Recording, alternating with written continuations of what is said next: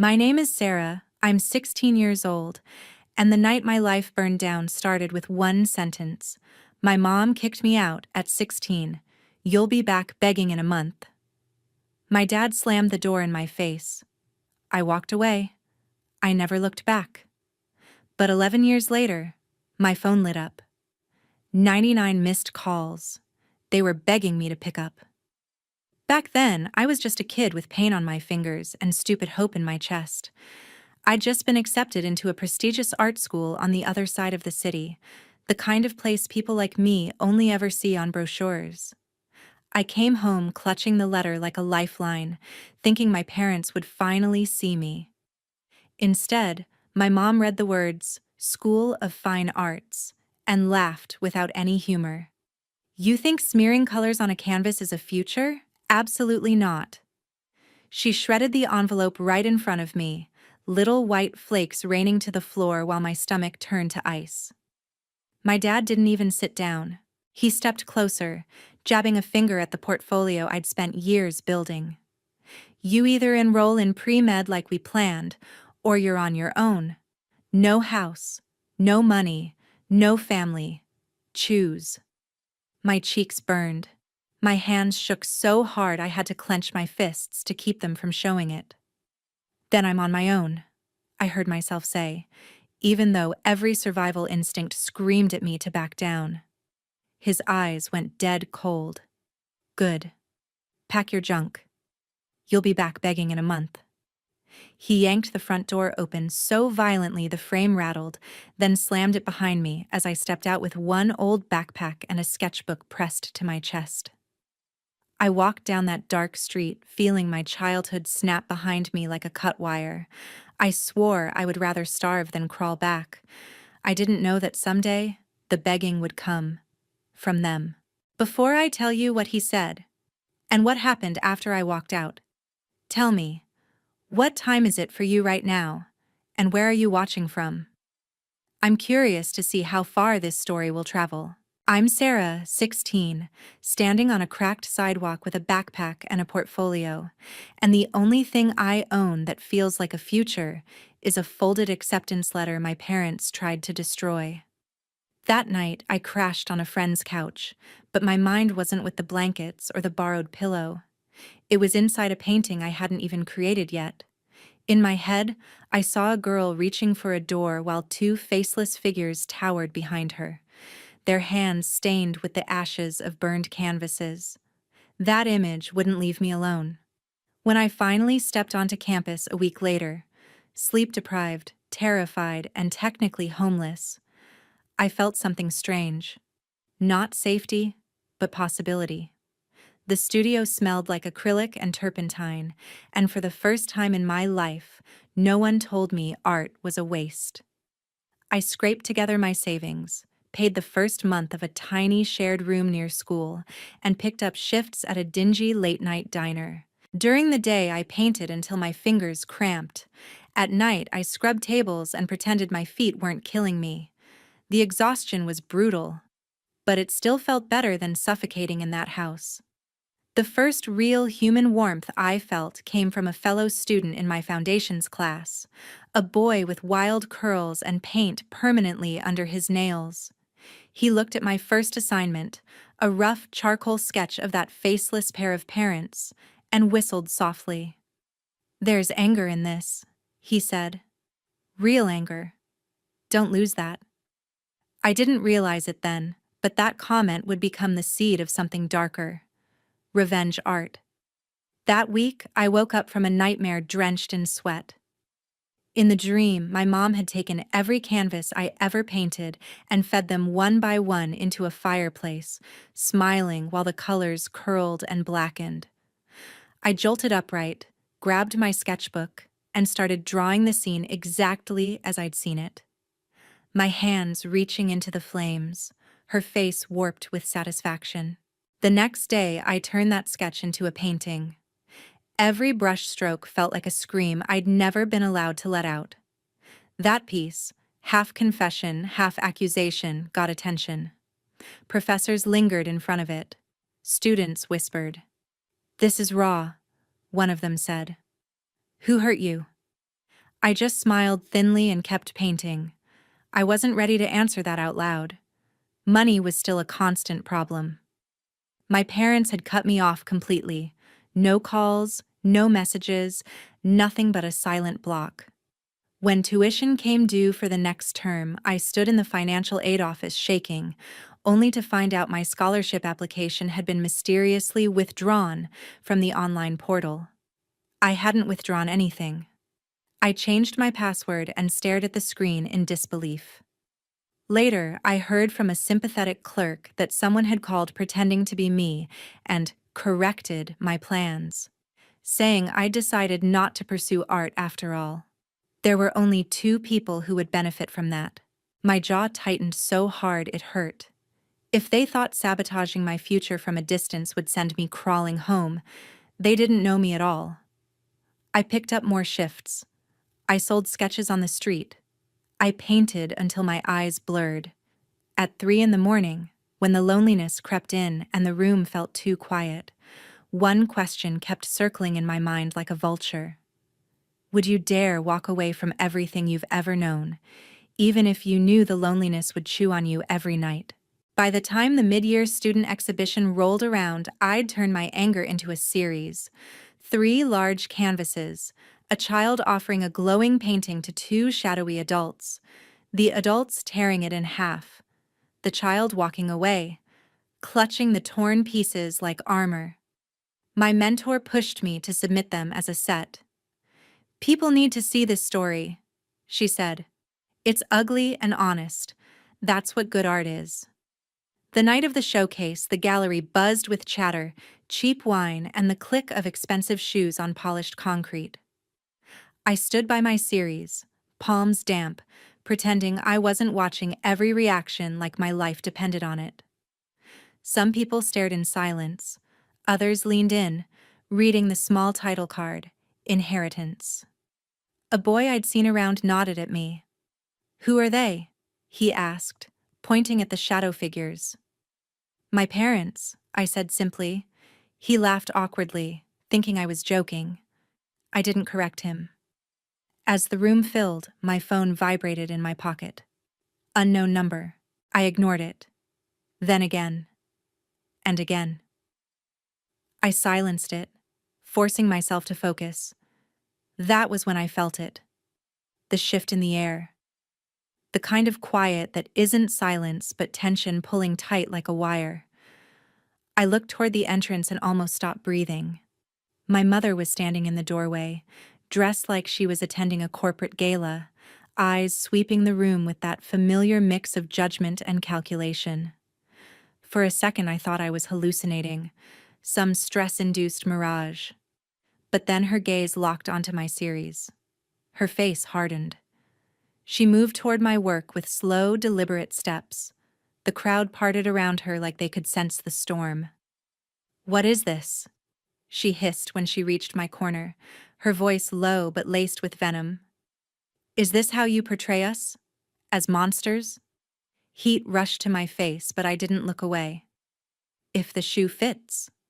Her eyes flashed. She stepped closer to the nearest painting, the one where the adults shred the child's work, and lifted her hand like she wanted to rip the canvas right off the wall. For a heartbeat, I was back in my parents' living room, watching my father snap my sketchbook in half and toss it into the trash while my mother said, "You'll thank us for this someday." My stomach twisted so violently I thought I'd be sick. "Don't," I said, my voice steady even though my pulse roared in my ears. "Touching the work is against gallery rules." People had started to form a semicircle around us. Whispers fluttered through the air. She seemed to finally notice the audience. Her lips curled into a brittle smile, but her eyes stayed sharp. "This is what you've been doing? Painting our family drama for strangers? You are embarrassing us." "You embarrassed yourself," I replied quietly. "I'm just documenting it." Before she could answer, Corey appeared at my side like he'd been summoned by the tension. "Sorry," he said politely but firmly, looking at my mother. "You can disagree all you want, but you don't get to threaten the art." Her work is one of the strongest pieces in this gallery. People nearby nodded. Someone muttered, "She's incredible," just loud enough for my mother to hear. My mom's cheeks flushed an ugly red. She straightened her posture, trying to reclaim control. "Well, enjoy your little show," she sneered. "We'll see where this art gets you when you're broke and alone." She spun on her heel and marched out, her heels hammering the floor. The door swung shut behind her with a soft thud that sounded far too much like the night my dad had slammed it in my face. After she left, something unexpected happened. A small crowd gravitated toward my series, whispering about the confrontation they'd just witnessed. A local blogger asked if he could feature the paintings and the story behind them. Invitations for smaller exhibits followed. The humiliation she tried to throw over me like a net had slipped, landing squarely on her instead. I looked at the empty doorway and felt something twist inside me. Not sadness, not fear, but a cold, sharp resolve. If my parents insisted on turning my life into a battlefield, I would make sure every wound left a mark they couldn't scrub off their reputation. When the applause for the evening's awards started a few minutes later and I heard my name called for Most Impactful Series, a question echoed in my mind, louder than the clapping. When the people who are supposed to love you turn their backs, would you choose to forgive them or let your success slice back in their direction? After the exhibition, life didn't magically get easier. The tiny cash prize barely covered a month's rent, and my parents' rage escalated in all the ways that didn't leave bruises but left scars anyway. First came the emails, long, furious paragraphs about how I was smearing the family name and using trauma as a cheap marketing trick. I blocked them. Then came the calls from relatives, repeating my parents' version of the story, that I had run away, that I was sick, that I was being manipulated by bad influences. One aunt even sent a voice message saying my art was demonic. I laughed so I wouldn't cry. The worst hit came a few months later. I was walking back from the night shift at the diner when a police car rolled slowly up beside me. My throat tightened. The officer stepped out and asked my name, then said they'd received a report of a missing minor believed to be in danger. That minor was me. That concern was my parents trying to drag me home in handcuffs like I was property. At the station, after what felt like hours of questions, an officer finally slid a paper across the table for me to sign, acknowledging that I was safe, enrolled in school, working, and under no threat. Legally, they couldn't force me home. The report would be closed. The officer gave me a sympathetic look as I signed. "Some parents don't know when to let go," he murmured. I walked out into the night air, hands trembling, fury boiling just under my skin. They had tried to paint me as helpless, unstable, incapable. Fine, I thought. Then I'll paint you exactly as you are. That night I opened my journal. A battered notebook filled with unfinished sketches and angry scribbles, and began to write like a confession to my future self. I described every manipulation, every threat, every burned sketch and shredded canvas. I taped in old photos, my dad throwing away my art supplies, my mom tearing up a drawing she'd found under my pillow. I didn't know why, but it felt important to document it all, like evidence. A month later, a flyer appeared on the school bulletin board. A regional competition themed Truth and Consequences, sponsored by a major gallery. The winner would receive a sizable grant and a chance to show their work to serious collectors. The phrase, "truth and consequences," buzzed in my mind. I knew exactly which truth I wanted to put on a wall. I designed a piece that terrified even me, a towering, distorted family portrait. The parents' faces were photorealistic, recognizable to anyone who knew them, but cracked down the middle like shattered porcelain. Behind them, instead of a home, loomed a courtroom, a hospital, and a house with foreclosure signs, images of the future I wished on them each time they said I'd come crawling back. The child in the painting, me, turned her back on the frame entirely, walking toward a blank canvas that glowed like a doorway out. I painted until my fingers ached and my vision blurred. During breaks, I reread my journal entries, letting the memories sting so I could drag that pain onto the canvas. One evening, my phone lit up with my mother's name. Against my better judgment, I answered. "We heard you caused a scene with the police," she began, without greeting. "Do you know how that makes us look? People think we don't care about our own daughter." I laughed, bitter. "You care a lot about how you look. Not so much about me." There was a pause on the line, then my father's voice came through, harsh and sharp. "You're still our responsibility until you're 18. Come home and we'll fix this. Drop the art nonsense, enroll in real classes, and we'll pretend this phase never happened." Something inside me snapped cleanly, like a rope cut with a knife. "No," I said quietly. "You taught me that choices have consequences. Now it's your turn." I hung up before they could respond. My hands shook, but not from fear, from adrenaline and the fierce clarity of someone who has finally chosen themselves. Staring at the half-finished painting, I knew there was no going back. I would enter the competition. I would tell the truth on canvas, even if it shattered whatever was left of our relationship.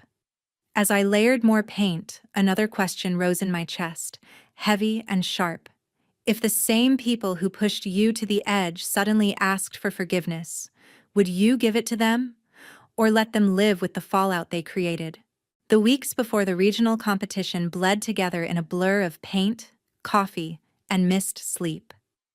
Every stroke on the canvas felt like I was carving my history into stone. Professors stopped by my easel and lingered.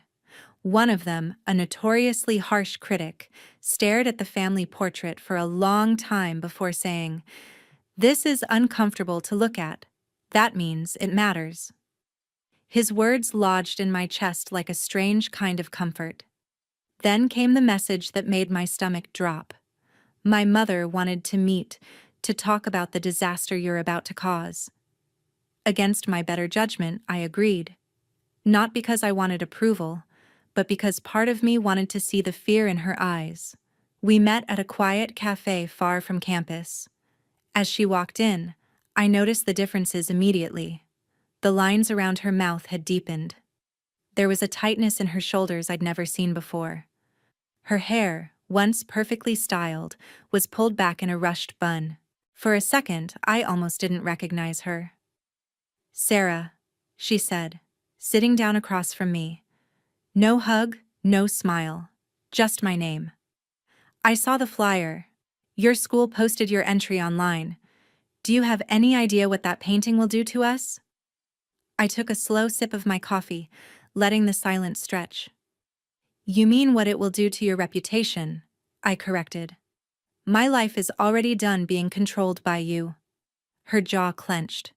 "You're making us look like monsters, people at church, at work." She stopped herself, glancing away. That slip told me more than she meant to. I leaned forward. "What happened at work?"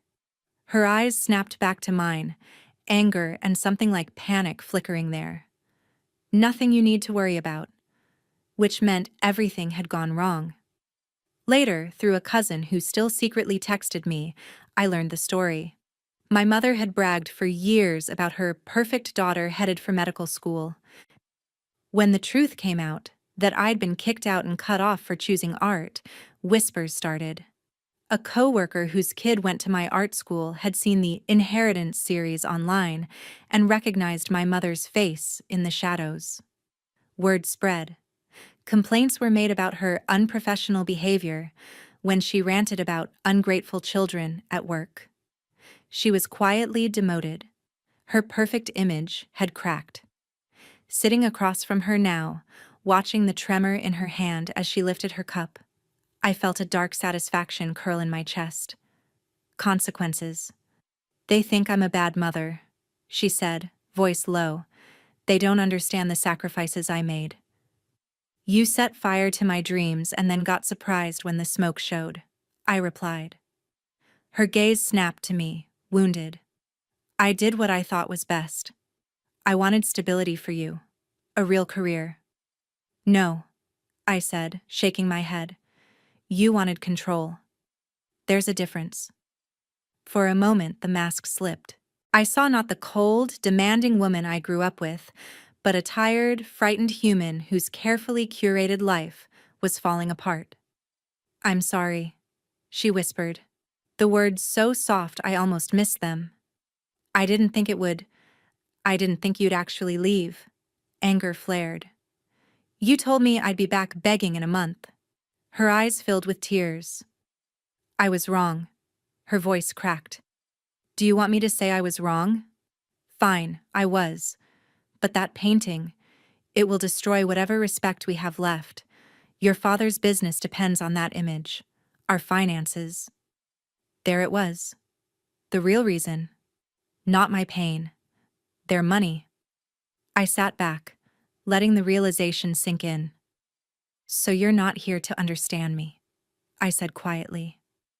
You're here to ask me to protect you. Again. She swallowed, unable to deny it.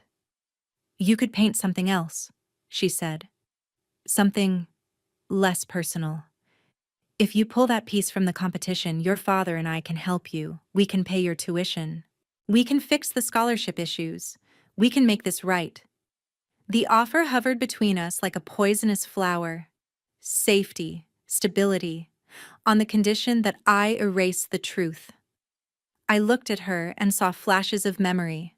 Her ripping up my first painting, her standing silent while my dad told me to get out, her calling the police instead of calling to ask if I was okay. You're not trying to make this right, I said finally. You're trying to rewind to a version of me that doesn't exist anymore. She flinched. For a moment, the cafe noise faded and it was just us, mother and daughter, balancing on the edge of a choice that would decide everything. You want to know what kind of mother you are? I asked softly. You are the reason my art has teeth. I stood, sliding my chair back. I'm not pulling the painting. She stared up at me, eyes shining with a mix of fury and hurt. If you do this, don't come to us when it all falls apart. I almost laughed. You already made sure there was nowhere to come back to. As I walked out of the cafe, my hands trembled. Not from fear, but from the raw power of finally refusing to be bought. One thought echoed in my mind like a drumbeat. Can a single apology ever erase years of being told that your dreams were worthless? Or is there a point where sorry comes too late to matter? The week of the regional competition felt like standing in the eye of a storm. Unnaturally calm, with chaos swirling just out of sight. I barely slept, but this time it wasn't from doubt. It was from the adrenaline of someone about to light a match in a room full of dry paper. The competition venue was massive, a converted warehouse with high ceilings and white walls that made every color scream. My piece, Truth and Consequences, hung on a central wall, impossible to miss. The towering, cracked faces of my parents watched over the room like broken saints in a stained glass window, the foreclosure signs and hospital corridors behind them drawn with ruthless precision. The walking away child glowed at the edge of the frame, heading toward that bright blank canvas. During setup, I ran my fingers lightly along the dried paint, remembering the nights I'd painted until my hands went numb. I'd hidden small details in the work. Subtle references only people who knew our family would catch. My father's watch, my mother's favorite necklace, the engraved plaque from his once thriving business, now splintered and half buried in the background. This wasn't just art. It was a testimony. The morning of the opening, my inbox pinged with an email from my father, a cold block of text threatening legal action if I continued to defame this family. I forwarded it to my professor, who forwarded it to the competition organizers. A succinct reply came back. Artistic expression is protected. We stand by our artists. For the first time in my life, adults with power were standing on my side instead of against me. When the doors finally opened to the public, the room flooded with people: critics, local news, collectors, students. I kept my distance at first, watching from a corner as they approached my piece. Faces shifted: curiosity, discomfort, fascination. Someone murmured, "That's brutal," sounding almost impressed. I saw a woman snap a photo, then another of the name tag below. Sarah Tran, age 16. My age became part of the shock. Then I saw them. My parents entered together, dressed as if they were going to a gala instead of a trial they didn't know they were on. My father's jaw was already set, shoulders stiff. My mother's eyes darted nervously around the room until they landed on the painting. I watched the exact moment recognition hit. Their steps faltered. My father's face went from confusion to fury in seconds. My mother's hand flew to her mouth. They stood there, frozen, in front of a larger-than-life reflection of their worst selves. A few people nearby realized who they were. Whispers started, sharp and quick. A man I recognized as a local journalist raised his eyebrows, glancing between the canvas and my parents like he'd just stumbled into the story of the year. My father turned, searching the crowd, and found me. Our eyes locked. For a heartbeat, the room fell away. Fell. "Take it down," he hissed when he reached me, his voice low but shaking. "Now." I met his glare evenly. "No." His face went red. "This is slander." "It's a painting," I said calmly. "But if you want to talk about the real events behind it, I have a journal full of dates, details, and witnesses. We can take that to court if you'd like. Truth and consequences, remember?" His mouth opened, then closed. For once, he had no immediate comeback. My mother hovered behind him, eyes glazed with something like panic. "Sarah, please," she whispered.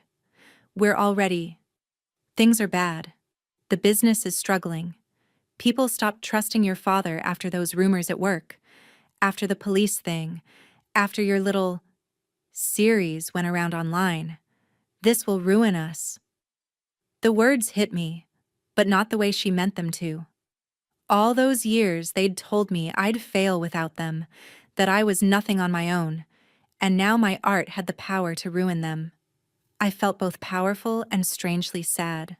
"You did that to yourselves," I said quietly. "I just painted what happened." The judges called everyone to attention for the awards. My heart hammered against my ribs as they listed honorable mentions, then third place, second. When they announced the grand prize winner, I heard my name. For a second, I thought I'd misheard. Then the applause crashed over me, and the room seemed to tilt. I walked to the front, legs unsteady, vision tunneling as I accepted the certificate and the envelope with the grant check inside. Flashbulbs popped. Someone asked me to say a few words. I stepped up to the mic, fingers gripping the edge of the podium. My parents stood at the back of the room, small and tense beneath their own cracked faces. "This piece is about what happens," I said, voice steady, "when the people who are supposed to protect you become the ones who break you instead. When they care more about their image than your happiness. Sometimes the only way to survive is to tell the truth so loudly it drowns out their lies." A hush fell. I took a breath. To everyone who was told their dreams were a phase or a disappointment or a waste of potential, this is for you. The applause this time felt different. Not just polite, but thunderous, like something inside the room had shifted. I stepped down and, for the first time, didn't look for my parents' reaction. I didn't need it. That day, a local news segment ran a story about the teenage artist whose parents tried to silence her truth. Clients quietly stopped calling my father. My mother withdrew even more at work. Their world began to crumble, bit by bit, under the weight of consequences they'd tried so hard to avoid. As I packed up my supplies that night, exhausted but strangely calm, one question lingered in my mind, aimed not just at me, but at anyone listening. When success finally finds you after years of being crushed, will you use it to heal yourself? Or to make sure those who hurt you feel every ounce of the pain they caused? 11 years later, I was 27, and my phone lit up on my studio table. 99 missed calls from the same number. The number I had muted, then blocked, then unblocked, so I could see it and choose not to answer. My parents' house line. The words from that night when I was 16 echoed in my head like a recording I couldn't erase. "You'll be back begging in a month." I glanced up at the wall in front of me, where a much newer painting hung. It was part of a series that had toured 3 countries, written about in magazines, studied in art classes. This one showed a phone exploding with light, 99 missed calls glowing across the screen. In the reflection on the glass surface, you could just make out a pair of older, desperate faces, blurred but unmistakable. Behind the phone, the silhouette of a woman stood at an open window, looking out at a city instead of back at the ringing device. That woman was me. My career had taken off after the competition. The grant paid for the rest of art school. Commissions followed. I taught workshops, sold prints, signed with a gallery that understood I wasn't just painting pretty pictures. I was painting survival. People who grew up like I did saw themselves in my work and wrote to me from all over the world. Meanwhile, my parents' life followed the path I had imagined in that brutal portrait years ago. The whispers became public. Clients abandoned my father's business after the article about the missing daughter and the silenced artist went viral. A bad investment tipped them over the edge. The house I'd grown up in was sold to cover debts. They moved into a cramped apartment far from the manicured neighborhood they once bragged about. I learned these details not because I went looking, but because the internet never forgets. And our hometown loved gossip. The first time my mother called after years of silence, I let it go to voicemail. Her voice was smaller, frayed. "Sarah, we're not doing well. Your father's health. We could really use your help. Just call me back, please." I didn't. Not then. Instead, I went to my studio and painted, channeling the complicated knot of pity and rage into color. It wasn't simple hatred anymore. It was heavier, more tangled, anger laced with the memory of being a 16-year-old girl on a cold sidewalk with nowhere to go. Now, on this ordinary Tuesday, the screen screamed 99 missed calls. My chest felt tight, breath short, not from fear but from the weight of what picking up, or not picking up, would mean. I let it ring one more time, then finally, for the first time in years, I answered. Silence crackled on the line for 2 seconds. Then my mother's voice came through, raw and hoarse. "Sarah?" I could hear noise in the background. Hospital monitors, distant announcements. "We've been trying to reach you." "I noticed," I said, keeping my tone neutral. "What do you want?" There was a pause. Then my father's voice, weaker than I'd ever heard it. We need help. The medical bills, the debts. We're losing everything." A bitter laugh rose in my throat before I could stop it. "I lost everything at 16. "We were wrong," he said, the words dragged out like they hurt to say. "About your art. About the way we treated you. I know it's too late to ask, but please, we're begging you." The word begged hung in the air between us, heavy with irony. They had once told me I'd come back begging. Now they were the ones on their knees, even if I couldn't see it. For a few seconds I didn't speak. My mind replayed images.